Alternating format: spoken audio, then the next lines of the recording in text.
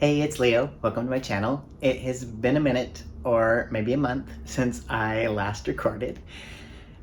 Sinus stuff and work stuff and honestly not a lot of energy, and so I know I've missed a lot of your really fabulous videos, and so I'm gonna try to go back and catch up because you all have been doing some really great work, I'm sure.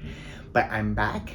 I will say also, as of yesterday, I finally put pen to paper, figuratively, on draft 2 of my novel. I've been doing a lot of mental work on it and gutting it and refiguring a lot of things and outlines and so forth, but last night I finally began again. And we're approaching NaNoWriMo, so at least for the next little bit, I may not be on as regular a schedule for videos, but I will try. But also, I really want to get draft 2 of my novel done so that then I can get it and tear it apart to make draft 3. Ha! Anyway, so today we are going to be doing a tag that seemed like a really great re-entry into BookTube. I was tagged by Kazanette Always Doing in the Would You Read It tag. This is a really fun tag. What she did was she picked books that were 4 or 5-star ratings for her and read them. I've read the first few lines of each of the books, and then you can guess the book and the genre and decide if you would read it or not. Definitely recommend her video. The original tag was created by Bear at Et2 Brody, and I will link both of those videos down below. With each video, I like to lift up a different nonprofit that's doing good in the world. I'll make a donation and I'll encourage you to check them out. Like, share, follow, donate as you are inspired. Today, in honor of Latinx Heritage Month, I am going to be lifting up United We Dream.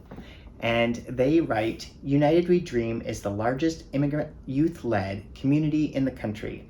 And this is in the US. We create welcoming spaces for young people, regardless of immigration status, to support, engage, and empower them to make their voice heard and win. Over 60% of our members are women and 20% identify as LGBTQ.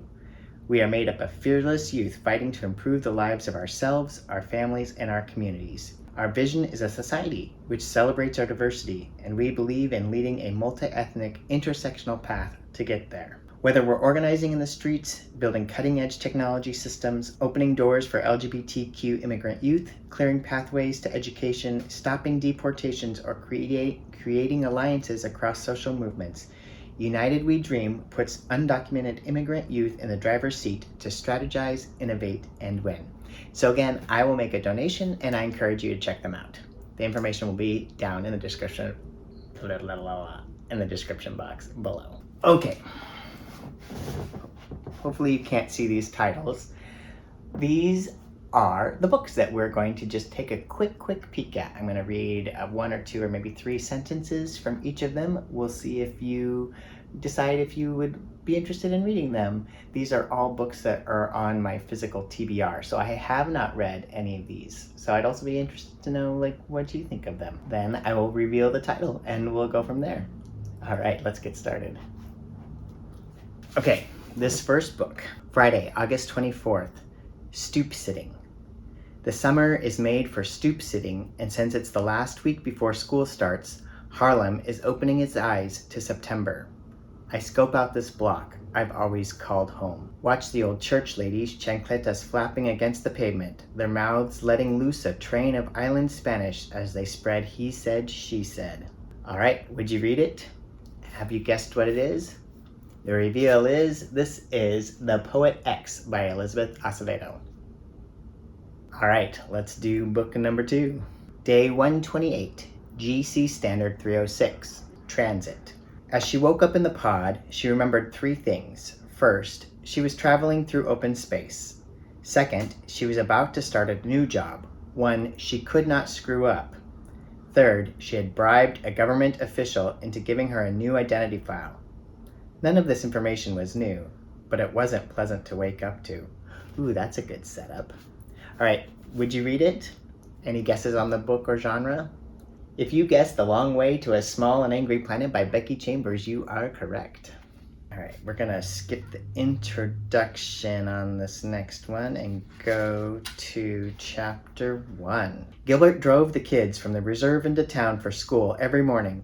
And sometimes when we would come to visit, he would drive another lap around the reserve to pick up all the elders in his yellow and black bus, driving us to the treatment center or out to the community trap line on the edge of the reserve. I was in my mid-20s, young. I didn't yet know which things in life are rare and which things happen all the time if you remain open and happen to be in the right place at the right time. If you guessed, As We Have Always Done by Leanne Bedasamosake Simpson, Indigenous Freedom Through Radical Resistance, you also guessed the correct title of this book. All right, let's see if you can decide on another one here. Okay, here's a good one. This one was recommended to me by my trapeze coach. That doesn't give you a hint as to what it is about. All right, you ready? This isn't at all what I expected. In 1985, by some sort of journalistic accident, I was sent to Madagascar with Mark Cowardine to look for an almost extinct form of lemur called the aye-aye. None of the three of us had met before. I had never met Mark, Mark had never met me, and no one, apparently, had seen an aye-aye in years. Would you read it? And the book is Last Chance to See by Douglas Adams and Mark Cowardine. All right, let's pick another one. Oh, this one looks good. All right, we'll skip the prologue, even though I don't think in this case we need to. Not that we need to skip the prologue. Okay. We're gonna start with chapter 1 on this one. A wave of desert heat knocked the wind out of his lungs when Nathan finally stepped out of his father's SUV. Nathan stretched his arms upward, then bent his elbows and knees. The hot New Mexican sun singed his exposed skin. He quickly pulled his shirt down to hide his belly, which pushed uncomfortably against the waistband of his stretchy shorts. His limbs tingled and tickled, reawakening from the 5-hour drive to his paternal grandmother's mobile home on Dine Homelands, 45 minutes north of Church Rock. Nali, his grandma, rushed out of her mobile home, which sat in the middle of a wide, dry valley, waving her arms in large circles at him. Her flower print skirt billowed behind her. "Ooh, Shinali Ashki," she yelled. Nathan rushed over and hugged her.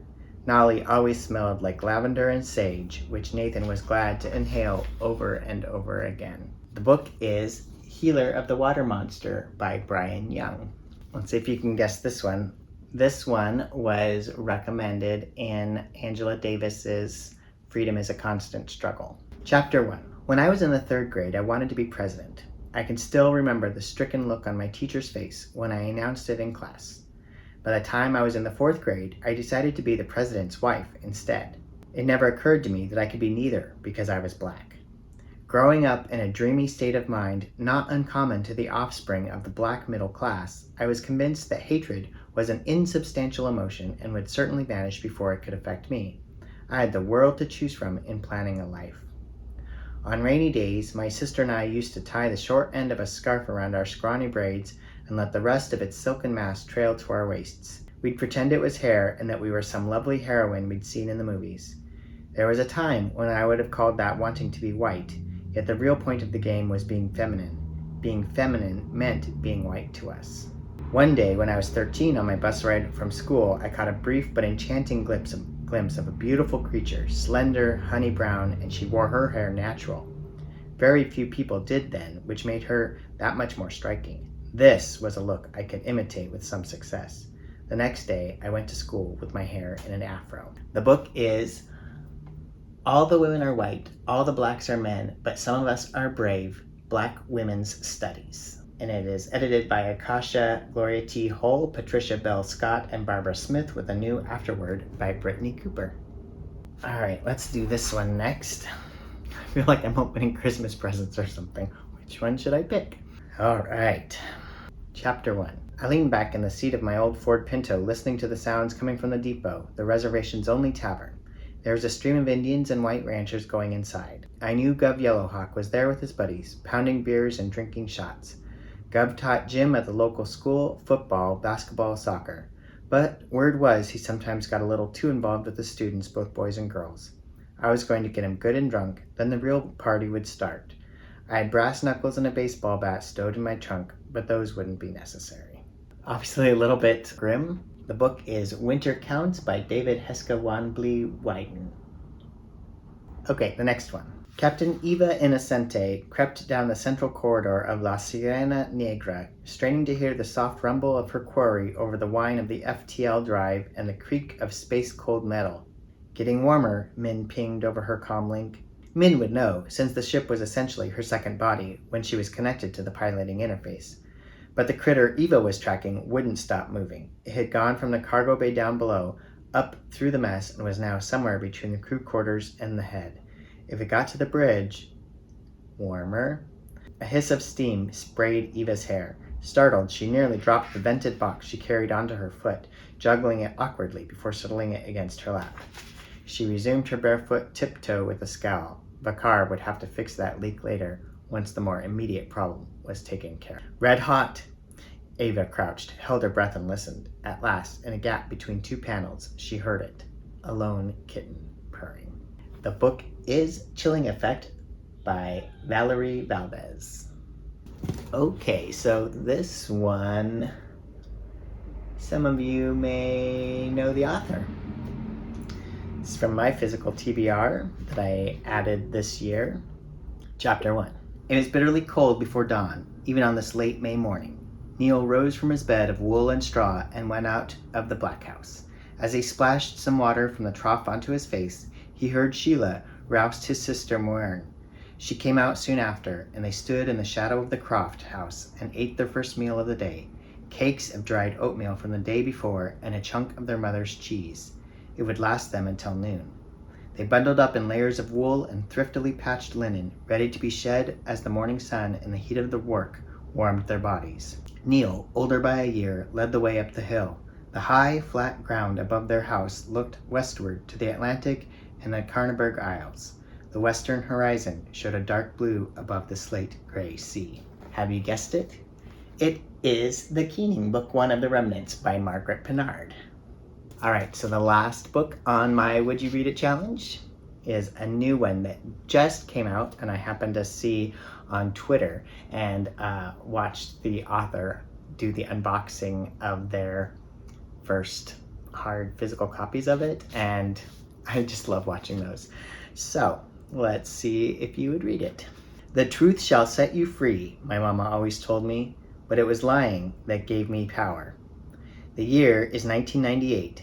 My name is Deborah's Boy to the Pentecostals, Little Calvin to my uncles, Vacuum Boy, my daddy will call me jokingly from the living room before he adds, it's time to clean up, and to my mama, Boy, she'll say, Boy, I am skinny, my feet are wide. Black Nike Air Force Ones are my shoe of choice come time to pick out one pair of shoes we get a year. The white, dusty South Carolina dirt sits in the cracks of the swoosh. I wear my Carmelo Anthony jersey everywhere. White, red numbers, his name covering my own. Most days I'm on a dirt court, shooting a ball that is barely inflated. I'll dribble in the thick, sweltering South Carolina heat. Sometimes when I shoot, I close my eyes and run into a future where I imagine myself as Carmelo, a name remembered, called. And the book is Shoutin' in the Fire, An American Epistle by Dante Stewart. Well, that's all I've got for you today. I hope you enjoyed it. In this video, I'm going to tag Bob the Booker and Margaret Pinard. Also, congratulations to Bob for reaching 1,000 subscribers. That is huge, and I appreciate the shout out and the really kind words on your video. And so I would love to see which books that you might propose for this tag. And Margaret, it was fun including your book in this tag video, so I look forward to seeing what answers you might have as well.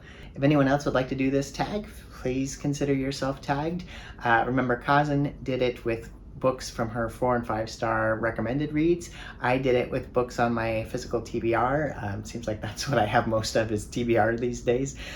So I'd love to see your spin on it, and until next time, happy reading.